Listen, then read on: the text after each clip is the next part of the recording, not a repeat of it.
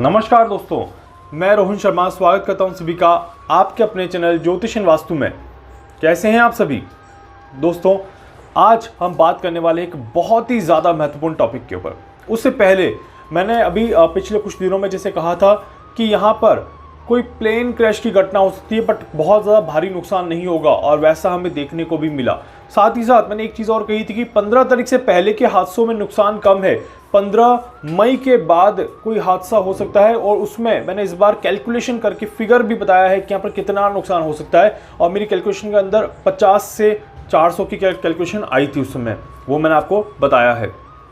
यहाँ पर एक और चीज़ मैं आपको कहूँगा दोस्तों कि आने वाला जो समय है उसमें क्या किस तरह से चीज़ें हो सकती है वो हम देखेंगे। बट अभी जो समय चल रहा है, जैसे कि मैंने बताया था कि 15 तारीख से पहले पहले आपको कोई नई वैक्सीन आ सकती है, नया कोई इलाज मिल सकता है। एंड आई सेड कि पुरानी बीमारी का इलाज भी कोई बड़ा आ सकता है, और वैसा ही हमें यहाँ पर होते हुए भी दिखा।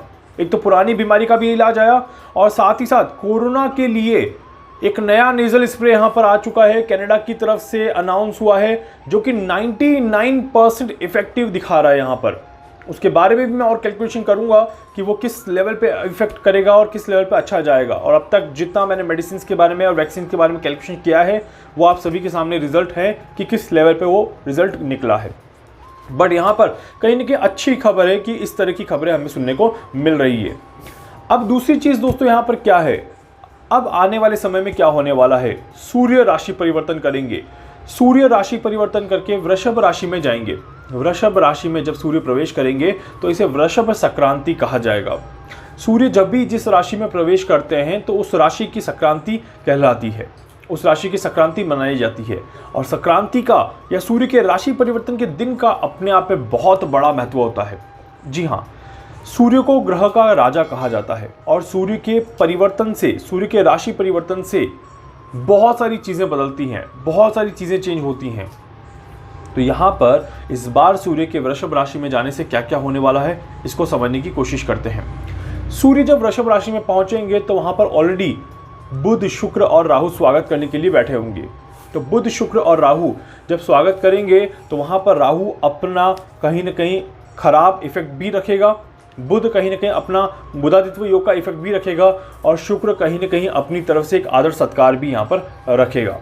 तो उसको हम किस तरह से कैलकुलेट करेंगे, आइए इसको थोड़ा सा समझते हैं। देखिए, ज्योतिष शास्त्रों में सूर्य की संक्रांति को बहुत ज़्यादा महत्व दिया गया है। ज्योतिष शास्त्रों में बताया गया है कि सूर्य की संक्रांति का बहुत बड़ा महत्व होता है। और अब वृषभ संक्रांति की अगर बात करें दोस्तों यहाँ पर, तो वृषभ संक्रांति को आप देखेंगे, वृषभ संक्रांति के बारे में लिखा गया है कि वृषभ संक्रांति यहाँ पर कहीं ना कहीं नेचर के लिए काफ़ी ज़्यादा इंपॉर्टेंट होती है। वृषभ संक्रांति आपको आने वाले समय में होने वाली कुछ अच्छी गतिविधियों के बारे में बताती है, जैसे कि फसलों के बारे में कि इस बार फसलें कैसी रहेंगी, मौसम कैसा रहेगा, बारिश कैसी रहेगी, उसके बारे में हमें काफ़ी सारी चीज़ें पता चलती है वृषभ संक्रांति से।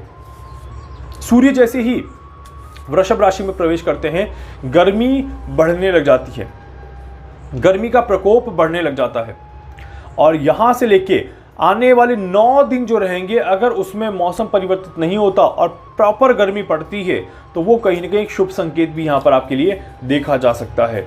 जी हाँ, तो ये एक बहुत बड़ी चीज़ है जो हमें नोट करनी है और हमें देखनी है कि आने वाले 9 डेज कैसे रहेंगे फ्रॉम 14 मई 2021। 14 मई 2021 ये वो तारीख है जहाँ पर सूर्य राशि परिवर्तन करके वृषभ राशि में जाने वाले हैं। एक और इंटरेस्टिंग बात जो कि अब तक शायद आपने नहीं जाना होगा, मैं आपको बताता हूँ। सूर्य जब राशि परिवर्तन करते हैं तो जिस दिन सूर्य राशि परिवर्तन कर रहे हैं, मतलब कि कौन सा वार है उस दिन, इसका भी बड़ा महत्व है।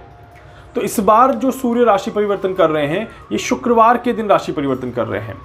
शुक्रवार के दिन जब सूर्य का राशि परिवर्तन होता है तो इसका मतलब क्या है उसको भी हम समझते हैं। शुक्रवार के दिन जब सूर्य राशि परिवर्तन करते हैं तो ये एक एवरेज रिजल्ट देने वाला रहता है, साथ ही साथ आपके बीच में एक तरह की खुशियां देने वाला होता है। और यहाँ पर कहा गया है कि लोगों के बीच में सुख, सुविधाएं, प्रेम बढ़ने का संकेत देता है। तो ये भी कहीं ना कहीं एक अच्छा संकेत है कि सुख, सुविधाएं और प्रेम बढ़ने का संकेत है। तो सूर्य की इस राशि परिवर्तन से कहीं ना कहीं हम और भी ज़्यादा पॉजिटिव रिजल्ट्स की एक्सपेक्टेशंस कर सकते हैं। मैंने आपको पहले भी कहा था अपनी वीडियोस में कि सरकार की तरफ से कुछ बड़े निर्णय यहाँ पे लिए जा सकते हैं और उसमें सूर्य का बहुत बड़ा रोल रहेगा। सूर्य सरकार का कारक है, सूर्य आत्मा का कारक है। सूर्य कहीं ना कहीं अपने रोल को एक लीडरशिप के लेवल पे लेके आता है और बड़े लेवल पे कुछ बड़े ऑर्डर्स निकालने में मदद करता है। तो वही यहाँ पर कहीं ना कहीं देखने को ज़रूर मिलेगा। तो बिल्कुल दोस्तों, यहाँ पर इस तरह से चीज़ें दिख सकती है जिसमें सरकार कुछ ठोस कदम यहाँ पर उठा सकती है। एंड ऑलरेडी अगर देखा जाए तो गवर्नमेंट ठोस कदम उठा रही है, जिसकी संकेत हमने पहले ही देख लिए थे कि ऐसा कुछ हो सकता है, और वो यहाँ पर हमने बताया।